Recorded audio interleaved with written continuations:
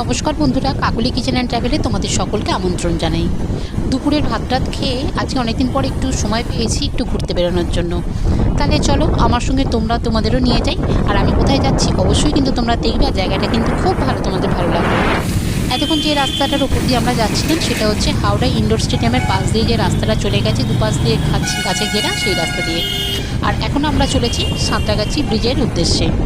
আমাদের সাঁতরাগাছি ব্রিজের এখানে রাস্তাটা তৈরি হচ্ছে বলে রাস্তাঘাটে এখন প্রচুর যানজট চলছে, যার জন্য এত সময় লাগছে আর রাস্তায় এত জ্যাম থাকছে যে অনেকক্ষণ সময় লেগে যাচ্ছে ওই রাস্তাটাকে ক্রস করার জন্য। কিন্তু যেহেতু আমাদের গন্তব্য যেতে গেলে এই রাস্তা ধরেই যেতে হবে, অগত্য কখনো থামছে গাড়ি আবার কখনো ছাড়ছে, এইভাবেই কিন্তু আমরা আস্তে আস্তে এগিয়ে চলেছি আমরা গন্তব্যের দিকে।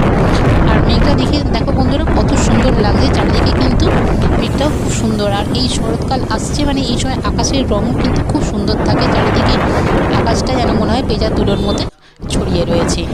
আর দেখো সামনে রাস্তা হয়ে আমরা তিত্তির করে আমাদের গাড়িটা ছুটছে। হ্যাঁ, এবার তোমাদের বলিয়ে দিই, আজকে যাচ্ছি আমরা ফুলেশ্বরের যে আনন্দময়ী কালী মন্দির আছে সেইখানে। বেশ কয়েক বছর ধরে ভাবি ওখানে যাবো, জায়গাটা খুব সুন্দর শুনেছি কিন্তু যাওয়ার হয়ে ওঠে না। আর এখানে কিন্তু আনন্দময়ী মায়ের মন্দিরটা একদম গঙ্গার তীরে অবস্থিত। আমি বেশ কয়েক বছর আগে গিয়েছিলাম, তা তখন রাত্রিরে গেছি, অতটা ভালোভাবে দেখাও হয়নি। তবে আজকে আমি যাচ্ছি সেইখানে। আর যেতে যেতে যে বাদিকে দেখলে ওটা হচ্ছে আমাদের সাঁতরাগাছি রেল স্টেশন। সেই রেল স্টেশন পেরিয়ে আমরা আরও এগিয়ে যাচ্ছি ফুলেশ্বরের দিকে, ফুলেশ্বরের কালীবাড়ি যাবো বলে। রাস্তাটা বেশ কিন্তু ভালোই লাগছে, চারিদিকে এপাশে বাঁদিকে হচ্ছে ট্রেন লাইন, এদিকে সবুজে ঘেরা রাস্তা, আর আমাদের গাড়ি ছুটছে তীর করে। আমরা পৌঁছে যাব এবার কিন্তু ফুলেশ্বরে কালীবাড়ির উদ্দেশ্যে। একদম কাছাকাছি চলেই এসেছি। এই যে রোডটা, এই রোডটা দিয়ে সোজা গেলে কিন্তু পড়বে ফুলেশ্বরে কালীবাড়ি ঢোকার মেন গেট। আমরা এখন সেই দিকেই যাচ্ছি। এই যে গেটটা পেরিয়ে আমরা ভেতর দিকে যাচ্ছি। এখান থেকে আরও খানিকটা যেতে লাগে, তবে দেখলে কিন্তু ভীষণ ভালো লাগবে বন্ধুরা। আর আমার চ্যানেলের নতুন বন্ধু পুরনো বন্ধু তোমাদেরকে অনেক অনেক ভালোবাসা এইভাবে আমাকে এগিয়ে নিয়ে যাওয়ার জন্য আর আমাকে সাপোর্ট করার জন্য। তাহলে চলো, খুব সামনে এসেই গেছি। কালীবাড়িতে ঢোকার মন্দিরের ঠিক আগে দেখো সামনে যেহেতু জন্মাষ্টমী, সমস্ত দোকানে গোপাল ঠাকুরের কিন্তু জামা সাজানো রয়েছে, দেখে কিন্তু বেশ ভালো লাগছে। আর এই যে বাঁদিকে এই যে মন্দির, আর ডান দিকে রয়েছে গাড়ি পার্কিং করার জায়গা, একদম টিনের সেট করে গাড়ি পার্কিং করার ব্যবস্থা রয়েছে। এবার আমরা মন্দিরের ভেতরে ঢুকবো, আর এখানে জুতো রাখার ব্যবস্থাও রয়েছে। তাহলে চলো মন্দিরের ভেতরে যাই। মন্দিরটা কিন্তু মেঝেটা মার্বেল পাথর দিয়ে করা রয়েছে।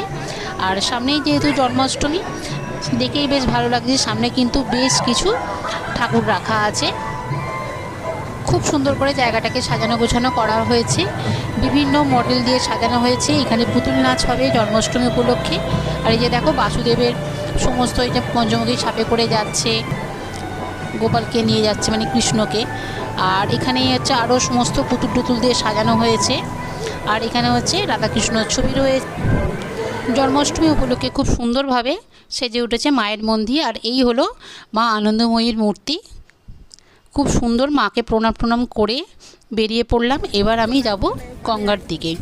প্রথমেই বলে রাখি, এখানে কিন্তু এই যে জলের ট্যাঙ্কটা দেখছো, এখানে কিন্তু লোকে খাওয়া দাওয়া করছে, নানা দোকানপত্র রয়েছে, খাওয়া দাওয়া করছে আর এই জলেতে হাত ধুচ্ছে। আর এখানে কিন্তু খাবার জলেরও ব্যবস্থা রয়েছে, সুন্দর অ্যাকোয়াগার্ড বসানো আছে গঙ্গার ঘাটের দিকে বেরোতে গেলেই বাঁ দিকে। আর যেহেতু সামনেই 15ই আগস্ট, দেখো প্রত্যেকটা নৌকাতে কিন্তু আমাদের জাতীয় পতাকা লাগানো রয়েছে।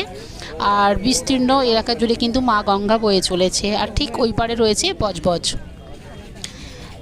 আর এই গঙ্গার তীরে বসে কিন্তু বিকালটা কাটিয়ে দিতে পারলে ভীষণ ভালো লাগবে। আমাদেরও কিন্তু খুব ভালো লেগেছিল এখানে গিয়ে দেখি প্রচুর মানুষের এখানে সমাগম হয়েছে। আর যেহেতু জন্মাষ্টমী আছে সামনে, তার জন্য কিন্তু এখানে সবাই ঘুরতেও এসছে, লোকে ঠাকুরের জামা কাপড় কিনতে এসছে মন্দিরের লাগোয়া যে দোকানগুলো আছে এই দোকান থেকে। তা আমি অনেকক্ষণ ধরে এই গঙ্গার ঘাটে বসে সময় কাটলাম। আমার কিন্তু লাগছিল এই গঙ্গার ধারে বসে থাকতে। আর চারপাশে কিন্তু অনেক লোকজনও এসেছিলো, বিভিন্ন রকমের দোকান রয়েছে, খাবারের দোকান।